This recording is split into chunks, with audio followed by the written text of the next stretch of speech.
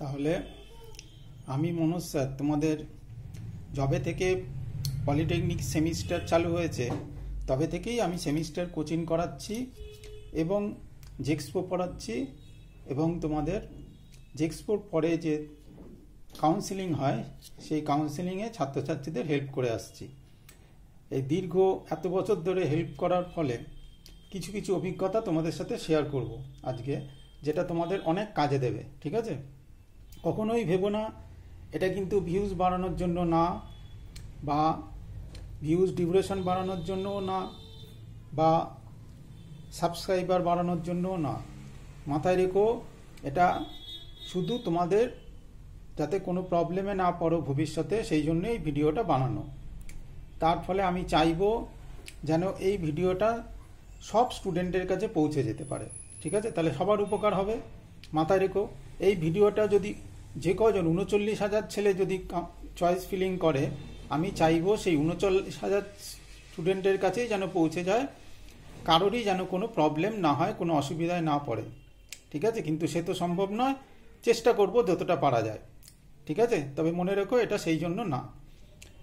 আর তোমরা দেখেছো যে আমি পূর্ববর্তী ভিডিওগুলোতে, পুরনো ভিডিওগুলো যদি একটু দেখো, তাহলে তখন কিন্তু আমি বলেছিলাম আর্টস কমার্সের স্টুডেন্টরা ক্লাস শুরু করে দিতে, অফলাইন ক্লাস, বা আমি ভিডিও কিছু কিছু দিয়েছি ক্লাসের ভিডিও আর্টস কমার্সের স্টুডেন্টদের জন্য।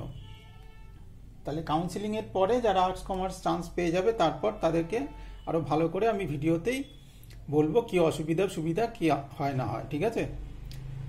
আর বলেছিলাম যে ফ্রিতে অনলাইন কাউন্সেলিং করিয়ে দেবো। তা তোমরা দেখেছো 3:30-র সময়, রাত 3:30-র সময়, রাত 12:30-টার সময় ফ্রিতে অনলাইন কাউন্সেলিং করে দেওয়ার ভিডিও তোমরা পেয়েছো। ঠিক আছে? তাহলে এইগুলো কিন্তু পূর্ববর্তী, মানে আগে যেগুলো আমি করেছি, পূর্ববর্তী কার্যকলাপ যেগুলো আমাকে দেখেছো। তাহলে আজকে যেটা বলবো খুব ইম্পর্টেন্ট, অবশ্যই তোমরা মন দিয়ে শুনবে। ঠিক আছে? পয়েন্ট 1, প্রথম পয়েন্ট, কাউন্সেলিং চয়েস ফিলিং এতদিনে হয়ে গেছে অনেকেরই। তাহলে প্রথম পয়েন্ট হচ্ছে তোমাদের যে চয়েস ফিলিংয়ে 1, 2, 3, 4 চয়েস ফিলিংয়ে যে 1, 2, 3, 4 যে তোমরা চয়েস ফিলিং করেছো, সেইগুলো সব ঠিকঠাক দিয়েছো তো? যেমন প্রথম চয়েস ফিলিংটা, প্রথম যে চয়েস ফিলিংটা, সেটা কি ঠিক দিয়েছো?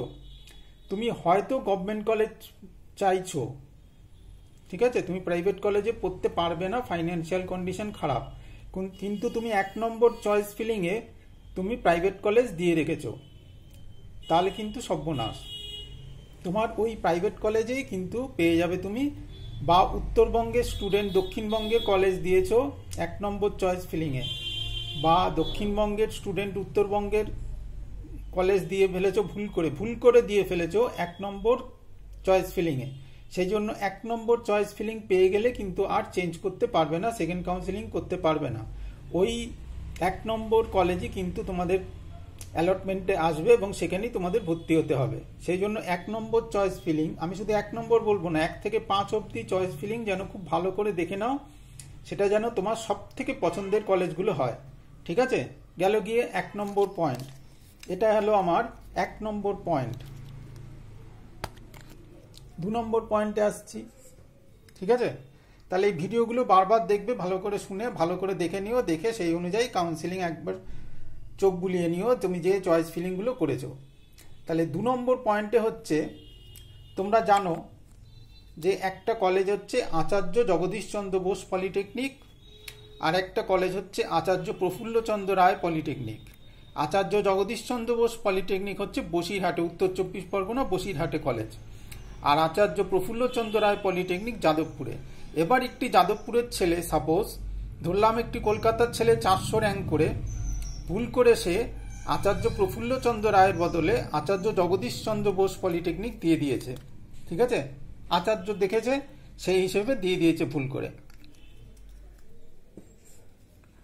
তাহলে এটা হলো দ্বিতীয় পয়েন্ট। তাহলে মাথায় রেখো, এই ভুলটা করে ফেললে আর কিন্তু হবে না, চেঞ্জ করা যাবে না। তুমি আচার্য জগদীশচন্দ্র বোস পলিটেকনিকে পেয়ে গেলে, তারপর সেকেন্ড কাউন্সেলিং করলেও দেখা গেল ওখানেই থেকে গেল। ঠিক আছে? আচার্য জগদীশচন্দ্র বোস পলিটেকনিক থেকে আর চেঞ্জ হলো না, তাহলে কিন্তু তোমাকে ওখানে আবার ভর্তি হতে যেতে হবে। তাহলে এটা মাথায় রেখো, আচার্য জগদীশচন্দ্র বোস পলিটেকনিক আছে আর আচার্য প্রফুল্লচন্দ্র রায় পলিটেকনিক। ঠিক আছে? এটা মাথায় রেখো। গেল 2 নম্বর পয়েন্ট। এই দুটো ভালো করে চেক করে নিও, ঠিক আছে? কলকাতা স্টুডেন্টরা বিশেষ করে আচার্য প্রফুল্লচন্দ্র রায় পলিটেকনিক মাথায় রেখো, যাদবপুরেরটা। এবার চলে আসছি তৃতীয় পয়েন্টে। দেখো, যারা ইলেকট্রনিক্স দিয়েছো, অনেক স্টুডেন্ট ইলেকট্রনিক্স দিয়েছো, তাহলে ইলেকট্রনিক্স অ্যান্ড টেলিকমিউনিকেশান আর ইলেকট্রনিক্স অ্যান্ড ইনস্ট্রুমেন্টেশন, আমিও বোধহয় একজনেরটা দেখলাম। তোমরা কিন্তু এটা কিন্তু সম্পূর্ণ আলাদা ট্রেড, এটা মাথায় রেখো। ইলেকট্রনিক্স অ্যান্ড টেলিকমিউনিকেশন আলাদা ট্রেড, ইলেকট্রনিক্স অ্যান্ড ইনস্ট্রুমেন্টেশন আলাদা ট্রেড। তাহলে এই দুটো ট্রেডকেও গুলিয়ে ফেলো না। অনেকে ইলেকট্রনিক্স অ্যান্ড টেলিকমিউনিকেশন দিতে চাইছো, কিন্তু ভুল করে ইলেকট্রনিক্স অ্যান্ড ইনস্ট্রুমেন্টেশন এপিসিতে দিয়ে দিচ্ছ বা এনসিপিতে দিয়ে দিচ্ছ। তাহলে এই দুটোর মধ্যে মাথায় রেখো যে একটা ইলেকট্রনিক্স অ্যান্ড ইনস্ট্রুমেন্টেশন আর একটা ইলেকট্রনিক্স অ্যান্ড টেলিকমিউনিকেশন, এই দুটো মাথায় রেখো। তাহলে ইলেকট্রনিক্স যারা দিচ্ছ তাদের জন্য এই 3 নম্বর, ঠিক আছে? এটা গুলিয়ে ফেলো না।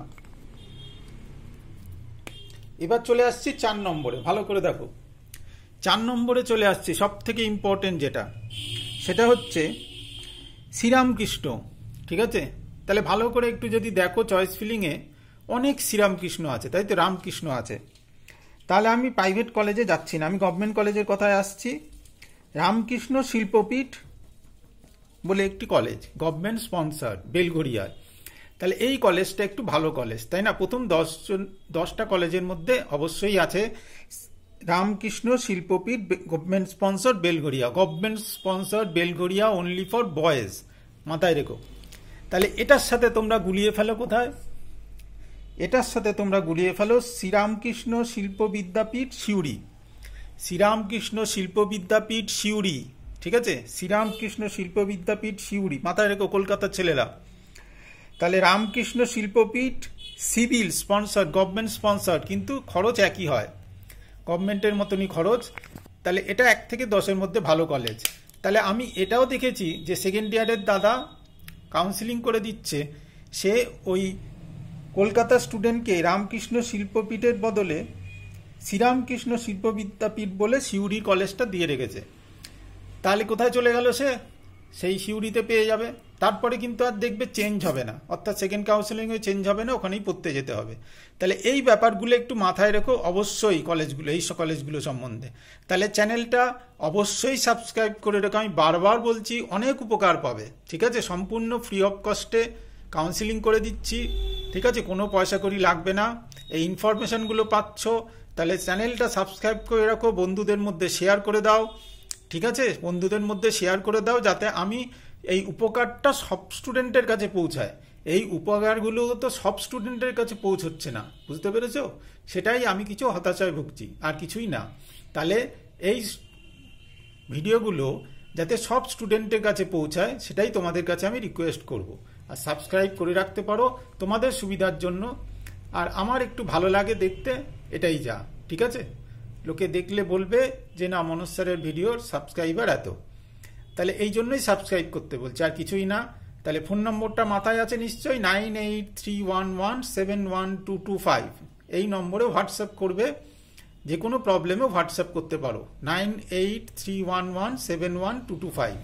আমি আড়ম্বরহীন ভিডিও করি অবশ্যই, কিন্তু অনেক কাজের ভিডিও পাবে, অনেক এক্সপিরিয়েন্স শেয়ার করতে পারবে। যেমন তোমরা চান্স পাও আর্টস কমার্সের স্টুডেন্টরা, তারপর আমার সাথে অবশ্যই যোগাযোগ করো, ঠিক আছে?